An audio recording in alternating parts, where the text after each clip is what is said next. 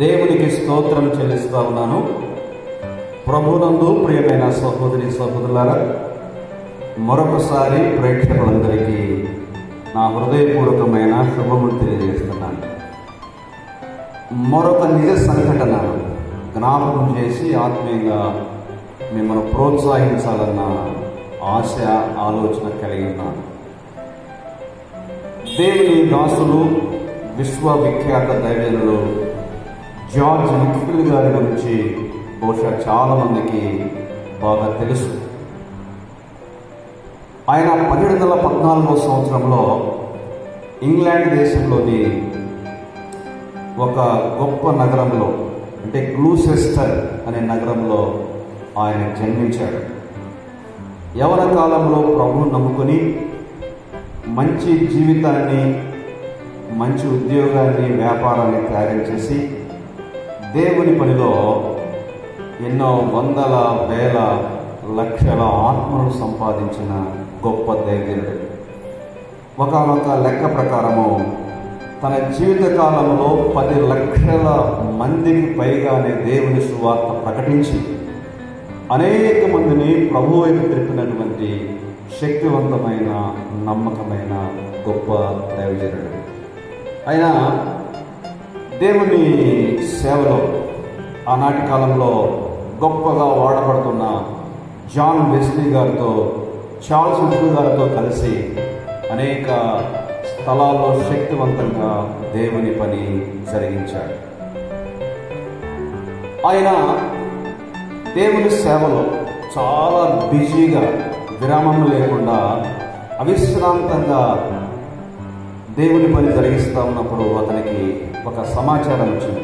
అదేంటంటే ఆయన బామర్ది గారు అస్వస్థతకు గురై మరణపు పడకలో ఉన్నాడు అన్న విషయము తనకు అందింది. వారిద్దరూ చిన్నప్పటి నుంచి ఒకే ఇంట్లో పెరిగారు, ఒకే స్కూల్లో చదువుకున్నారు, ఒకేసారి ప్రభువును నమ్ముకున్నారు. ఆ తర్వాత దేవుని పిలుపొందుకొని ఈయన దేవుని సేవకు వెళ్ళారు. ఆయన గొప్ప వ్యాపారవేత్త అయి కోట్లు గడించాడు. అందువలన తనకు చాలా ప్రేమనుడు కాబట్టి ఆ సమాచారం అందుకుని ఆయన పరుగు పరుగున బయలుదేరి వెళ్తాడు. వెళ్ళి చూడగానే మరణపు పడకలో నిరాశ నిస్పృహల్లో దిగాలుగా ఉన్నటువంటి ఆయన బాబు చూసి చాలా బాధపడి అడుగుతాడు. ఇలా అంటాడు, నీవెందుకలా దిగులుగా ఉన్నావు? ఎందుకలా నిరాశ నిస్పృహలో ఉన్నావు? నీవు రక్షించబడ్డావు కదా, చనిపోతే పరలోకం వెళ్తావు కదా, ఎందుకు అలా ఉన్నావు అని అడిగినప్పుడు ఆయన చాలా బాధగా చెప్పిన సమాధానాన్ని నీకు జ్ఞాపకం చేస్తున్నాను. నేను ఇద్దరము ఒకేసారి రక్షించబడ్డాము, ఒకే సంఘంలో పెరిగాము. అయితే నీవు నీ జీవితాన్ని దేవునికి సమర్పించి ధన సంపాదనలో కాకుండా ఆత్మల సంపాదనలో నీ బలాన్ని, శక్తిని అంతా వెచ్చించి వందల వేల లక్షల ఆత్మలు సంపాదించావు. నేను గొప్పగా వ్యాపారం చేసి విస్తారంగా కోట్లు గడించాను. అయితే ఇప్పుడు పరలోకం వెళ్తున్నాను. నన్ను ప్రేమించి నా కోసం ప్రాణం పెట్టి రక్షించి జీవితం ఇచ్చి ఇంత ఇచ్చినటువంటి దేవునికి నేను ఏమి లెక్క అప్పగించాలి అని దిగులు పడుతున్నాను అని చెప్పాడట. వాస్తవం పిల్లరా, మన పరిస్థితి ఏంటి? మనం ఎలా ఉన్నాం? మన జీవితాన్ని కూడా ఒకంత ఆలోచన చేయాలని ప్రేమతో కోరుతా ఉన్నాం.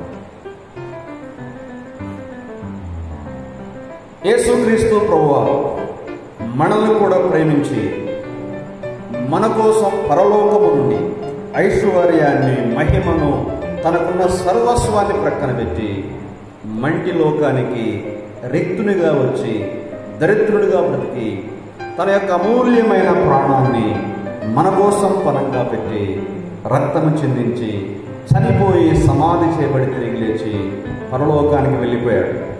కేవలం విశ్వాసం ఇచ్చినప్పుడు మనల్ని రక్షించాడు. యేసు ప్రభు రక్తములో మన పాపాలన్నీ కడిగి మన జీవితం మార్చి శాంతి, నెమ్మది, సమాధానం మనకిచ్చాడు. ఎఫెసీ 1:3 ప్రకారము క్రీస్తునందు పరలోక విషయంలో ఆత్మ సంబంధమైన ప్రతి ఆశీర్వాదాన్ని మనకిచ్చాడు. అయితే మనం మన కోసమే జీవిస్తున్నాం, మన కోసమే చదువుకుంటున్నాం, మన కోసం ఉద్యోగం చేస్తున్నాం. మనకున్న ఆరోగ్యాన్ని, ధనాన్ని, ధాన్యాన్ని, సంతానాన్ని, సంపదను మన కోసమే వాడుకుంటున్నాం. ఒకవేళ ఇప్పుడు ప్రభు వచ్చినా, మన ప్రాణం పోయినా దేవునికి మనము ఏమి లెక్క అప్పగించాలి? దేవుని వాక్యంలో 3 వచనాలు నేను చదువుతా ఉన్నాను. మొట్టమొదటిగా మత్తయి సువార్త 6వ అధ్యాయము 19 నుంచి కొన్ని మాటలు చదువుతున్నాను. భూమి మీద మీ కొరకు ధనమును కూర్చుకొనవద్దు, మీ కొరకు ధనమును కూర్చుకొనవద్దు. ఆ మాట వినండి. ఇక్కడ చిమ్మెటయ్యు తుప్పును తినివేను, దొంగలు కన్నం వేసి దొంగిలెదరు. పరలోకమందు మీ కొరకు ధనమును కూర్చుకొనుడి. అచ్చట చిమ్మెటైనను తుప్పైనను దాన్ని తిరివేయదు, దొంగలు కన్నం వేసి దొంగిలరు. నీ ధనం ఎక్కడ ఉండునో అక్కడనే నీ హృదయమును ఉండును. మరొక మాట, ఫిలిప్పీయులకు రాసిన పత్రిక 3వ అధ్యాయము 13వ వచనం.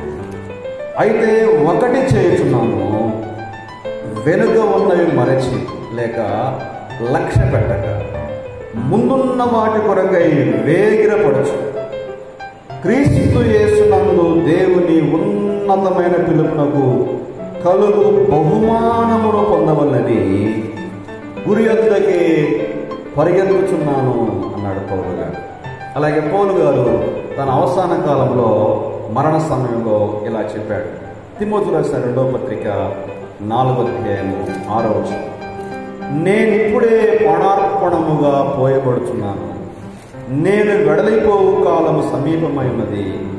మంచి పోరాటము పోరాడుతుని, నా పరువు కడముట్టించుతుని, విశ్వాసము కాపాడుకుంటుని. వినండి, ఇక మీదట నా కొరకు నీతి కిరీటం ఉంచబడినది.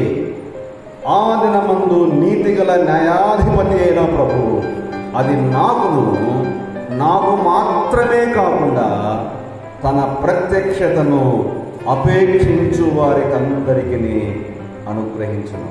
ఈ మాటలు మనం కూడా ధైర్యంగా పలకగలమా? రేపు ప్రభు దగ్గర నిలబడప్పుడు బడా నమ్మకమైన మంచి దాసురాల అనేటువంటి గొప్ప సాక్ష్యాన్ని, మెప్పును పొందేవారుగా ఉండాలని నేను ప్రభు పేరిట జ్ఞాపకం చేస్తూ ముగిస్తాను.